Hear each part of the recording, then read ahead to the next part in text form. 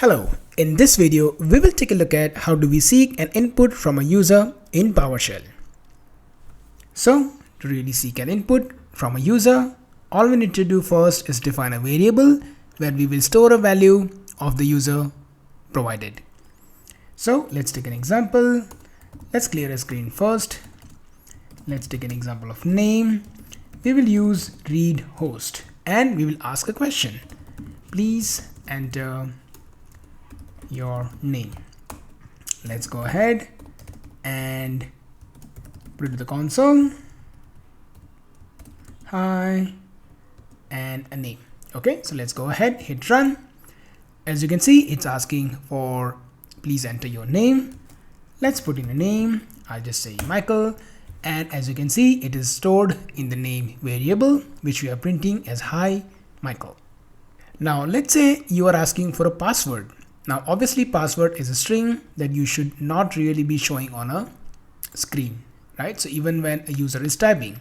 So let's just keep it for now and let's call it pwd, which is password, and then you would like user to enter a password or any sensitive secure string.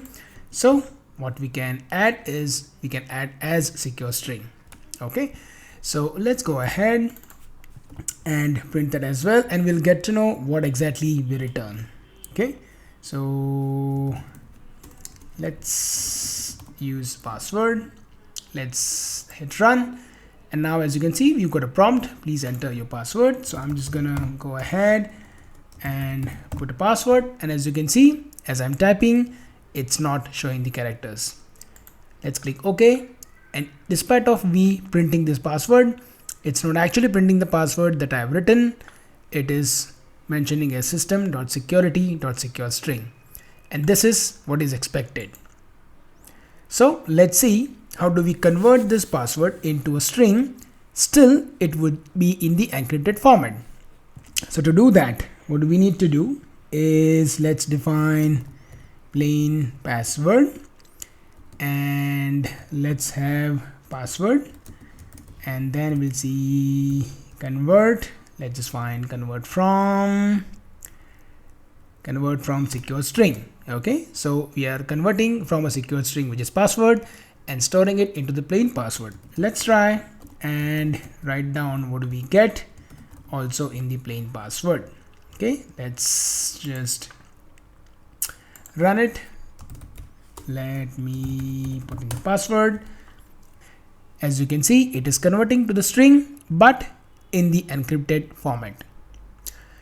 So how do we actually convert the password into the real string that you can view? However, this should really not be used and should really be rarely used, only if required, because the purpose of asking a secure password or a secure string should really be only secure. So to actually see the password which is stored in the secure string, let's write bstr as a variable name. What we need to use is we need to use the interrupt services. We'll say system dot runtime dot interrupt services dot marshal. Let's close the bracket. We will put colon, and we will say secure string to bstr, and in the string we'll supply the password. The very first variable we have actually stored the password as a secure string. Okay, on the next line we'll say plain password, or rather let's just call it out as the plain text password, because now we're going to be storing this.